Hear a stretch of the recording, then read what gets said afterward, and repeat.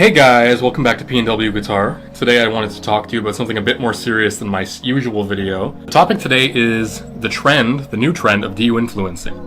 What is de-influencing? It's the trend of stop trying to sell people stuff that they don't need with money that they don't have. And I can totally get on board with that. I know most of you guys, when scrolling through social media, whatever your social media of choice is, are given 1,000 options for things that people really try to convince you that you need. Full transparency, and I'm here to tell you today that you don't, more than likely. The modern needs of a musician, especially for a guitar player like me, you can spend very little money and get some really amazing results. For instance, if you want to record at home, and you can get something like this. I've got right back here, you can see that, let me move, right there. That is my PreSonus audio box, and that is an awesome deal because if you want to get your guitar sound into your computer, you need an audio interface. An audio interface like this is really cheap. It's got 2 inputs, 1 instrument input, 1 microphone input. With that, you also get free studio software, digital audio workstation or a DAW to work with. That one comes with PreSonus Studio One, which is my DAW of choice. They are not sponsoring this video in any way, shape, or form, but what I will say is that for a free workstation, you get a lot of features in that. You can do a lot of what you need to do without paying anything extra up front, which is awesome. Outside of that, what you'll also probably need is some headphones, Sennheiser HD280 Pros. I actually got these for free when I applied to an audio recording school, and I did get accepted, but I did not end up going, but they let me keep the headphone. Thank you guys for that. I've been using them for over 10 years, and they've been working great. What it comes down to really is that cheap items these days can do a lot better than they used to. Every single day on YouTube, I'm scrolling through my feed, I'm checking out Andertons, I'm watching Rhett Shull's videos, and they're all great content creators. What comes along with being a content creator in the current modern age of being a musician is that you've got to try and sell stuff. If you're lucky, you get some sponsorship deals, people send you things, you demo them, sometimes you get to keep them, sometimes you have to send them back. What it really comes down to is that what a lot of people are seeing on a daily basis is non-stop, brand new thing, newest, shiniest toy, the thing that you need. Really, at the end of the day, the reality of that is, as quickly as technology moves and as great as things are getting, the quality versus price thing is really evening out. And that's great for somebody who's on a budget. Somebody like me, I almost never pay brand new price for anything. And maybe that's just how I was raised. Economy these days is a little bit finicky. So I really want to get you guys in a position where you can spend the least amount of money and get the absolute best experience out of it. Background is in recording, done studio session work. I play in my own band. I sing, I play guitar, record at home. I also just play for fun, you know, just like everybody. I want to kind of give you guys a few price points that you can try and hit and get through what you can get for that and give you a realistic idea of what you can get done for a reasonable price. So my biggest thing is always tip number 1 for that, try and shop secondhand if you can. There's always deals to be found. There's tons of people that buy stuff and don't use it very much. As long as they take good care of it and you make sure that it's in good condition, then it's a great option. Secondhand from your local music stores. A lot of times people trade stuff in because they're trying to get something that's a bit more expensive, or they're just weeding out stuff from their collections. Whatever the case is, you can get secondhand guitars, you can get X processors, guitar pedals, basically anything you can think of secondhand. I'm in Canada, so if I go to Long and McQuaid, I check out their Gear Hunter fairly often. That's a really good option. Now the economy is where it is, and I'm not trying to be a bummer, but I think it's a reality for most of us. Our dollar's not going as far as it used to, and that's especially true if you're trying to buy things that are considered luxury items, which I think the current market, a lot of music gear could be considered. Guitars especially, basically everything that we're looking at. It's not a need, but if you're trying to be creative, if you're trying to play in a band, if you're trying to gig, if you're trying to record, you're gonna need some gear. That's just the reality. The first thing that you should be doing is looking at what you actually do have. Now, I was in a position a few years ago where I was contacted by a friend through like a Facebook group. Somebody needed a guitar player for a gig. I had a couple of things. I had a really big 50-watt tube amp and a 412, but I really wasn't wanting to move that around to gig with, and I was looking for some alternative option. What I ended up coming back with, this guy right here. This is the Boss Katana. This is the Mark II version, the 50-watt. I'm sure a lot of you guys are familiar with it. If you watch Marty Schwartz videos, he uses it on almost every single one. Amazing sounds with it from the very beginning, and it's held up really well. I'll say about that, right now I think the list price for it brand new is about $350, so if you look on the secondhand market like I mentioned before, you might be able to find one for about $100 off, maybe more, depends. Fantastic amplifier. What's great with this is it has built-in reverb, built-in delay. You have the option to use the Tone Studio if you're a little bit more tech savvy than your average guitar player. You can go in and change a bunch of the settings. You can add in specific settings for what you want. On top of that, you get a few different options for amp types. It's a really good plug and play option, and on top of that you can make presets, so if you have specific tones that you're trying to get for a live show or some situation like that, you can do a lot. The way that I used it was a bit more involved, I guess, because I used it on the crunch setting, and then I ran my pedal board through it, and that gave me everything I needed. I had a couple of distortion pedals, I could roll back the volume, I could get good sounds. It was fantastic. So that's a really good option for an amp. I've gigged with it. It is absolutely loud enough. That would be a great option for somebody. Now, the other thing is, you have the option of getting a more expensive amp or a more expensive guitar.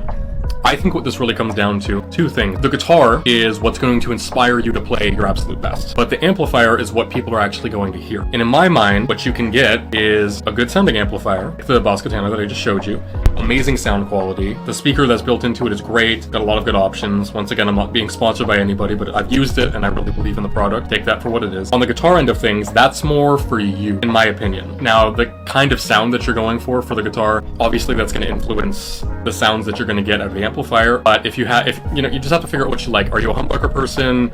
Do you like a Tele? Are you a Strat guy? Do you like Fishman Fluence pickups? You know, it just depends what you're into, obviously. A lot of people say that the Boss Katana can't do a great metal sound. I disagree with that, but I'm also not the biggest metal player, so that's kind of up to your decision. I feel like you can get a good sound out of it.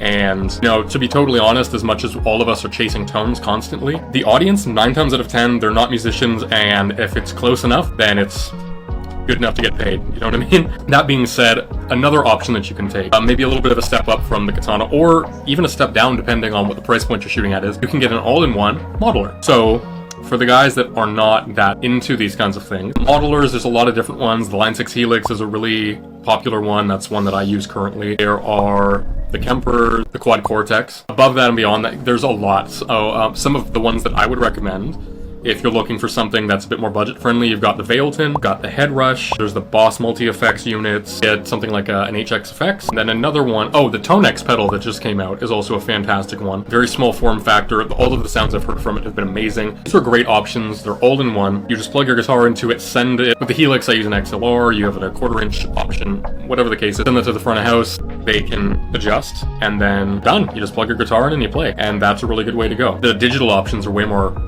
the way that a lot of people are going these days. There are still people out there that want to use tube amps, and that's totally understandable.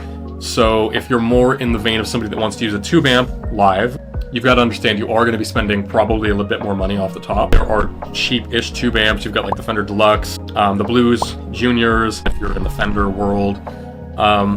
This is another one that I've gigged with.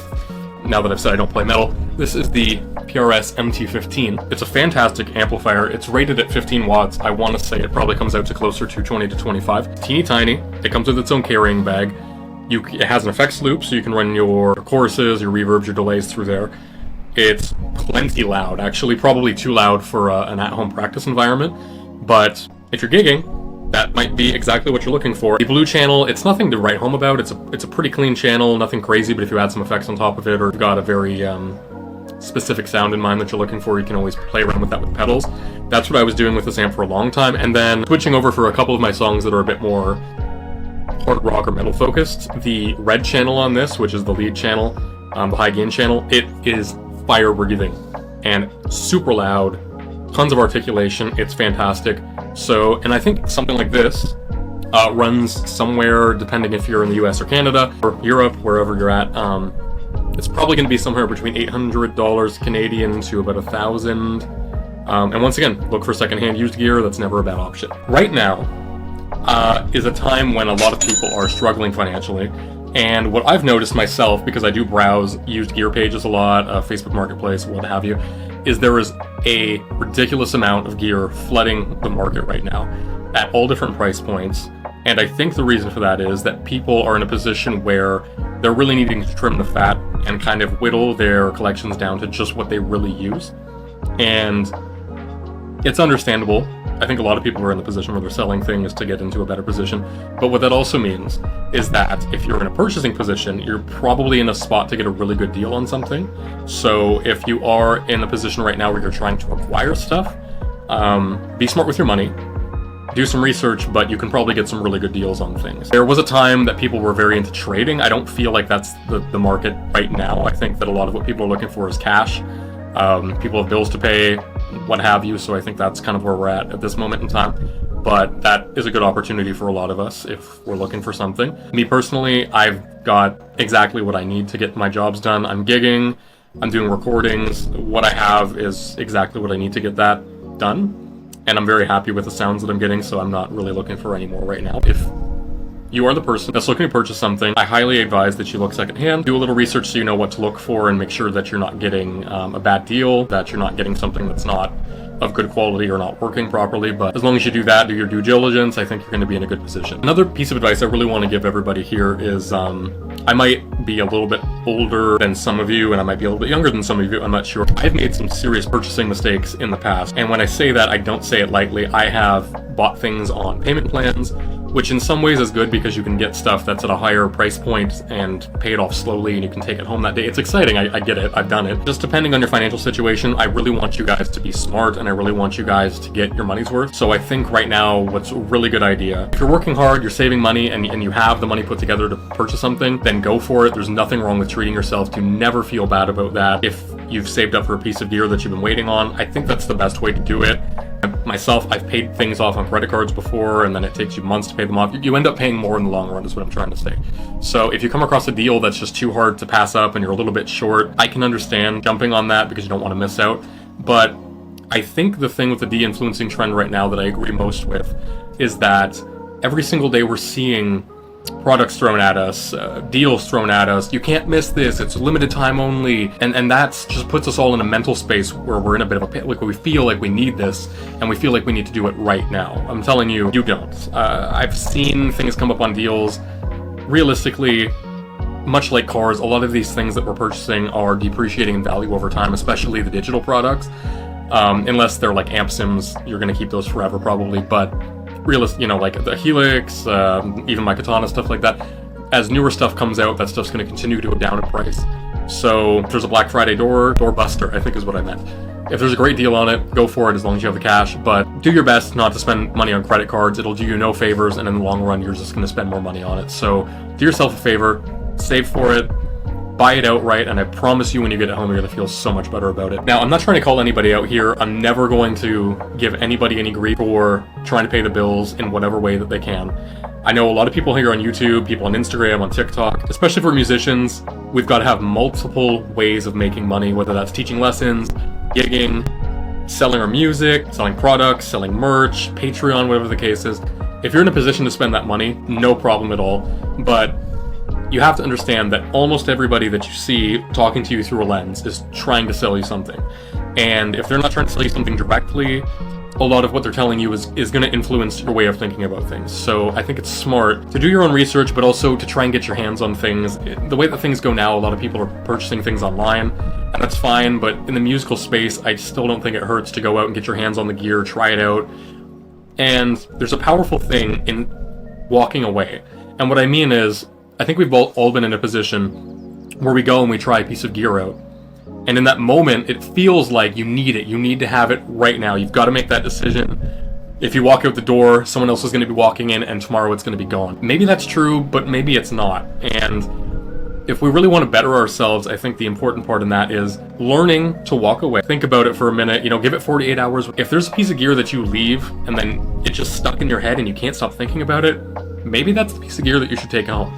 But a lot of times people buy things out of impulse, and then in the long run, it's not what makes them happy. I've been guilty of that myself as well. I've had a lot of pedals, I've had a few guitars that I've flipped over time, and there was a learning experience in that, and it can be fun if that's what you're looking for. No shame, but realistically, at the end of the day, like if you want to make a really good purchase, and you want to be happy with it, and you want to take it home, and you want to make music with it, you want to play, you want to have fun, I really think that's the important part of this. So just try your best not to make a gut reaction and then regret it later, because there's almost no feeling worse than that. There's always going to be the new hot thing coming out. Every single day there's new products coming out, there's things in development, every couple weeks there's something being released. And what I've been guilty of a lot of the time when I'm watching videos and seeing gear reviews is that every time you see something new, you feel like you need it. And realistically, you probably don't. So I'll tell you, when I've gigged, when I've recorded, you can do a lot of work with very little.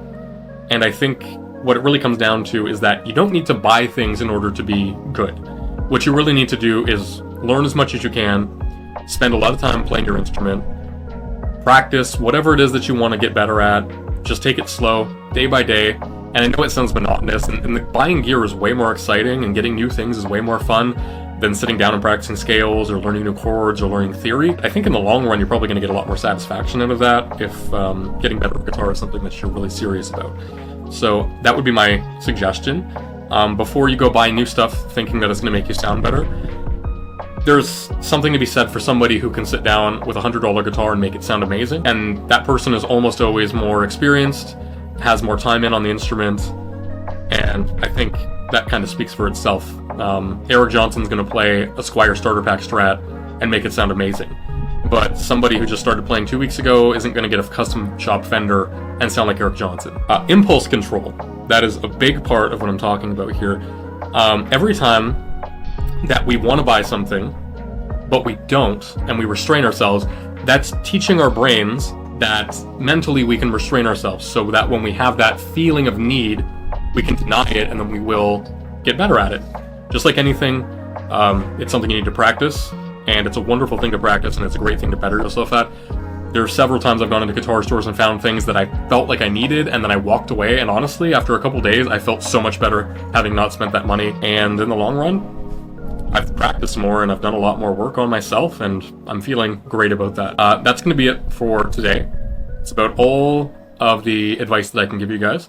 If you have any questions, if you have any concerns, if you have any feedback, drop it in the comments below. Share this video with your friends. If you have a friend with a shopping addiction or a gear acquisition syndrome, maybe share this with them. Perhaps it'll help them. My name is Mason. I'm so happy you guys tuned into my channel. Keep checking back. I'm going to put videos up weekly. I'm trying to keep up and put as many videos up as I can. I'm going to have another one come in next week that's going to be talking about gigging. It's going to be talking about a little bit more detailed into gear and what the whole band experience is like, what it's like writing music, what it's like writing songs, composing, working with other people. So if that interests you at all, check back next week. I'll have that video up probably next Sunday or Monday. And until then, it's been awesome having you here. Like, subscribe, share with your friends. I'm trying to hit 500 subs, and the second that I do, I'm going to be giving one of these pedals up on my shelf away. I haven't decided which one yet, but if you guys see one up there that you're really keen on, let me know, and I will do my best to get it out to you. Until then, next time, thank you for tuning in. Goodbye.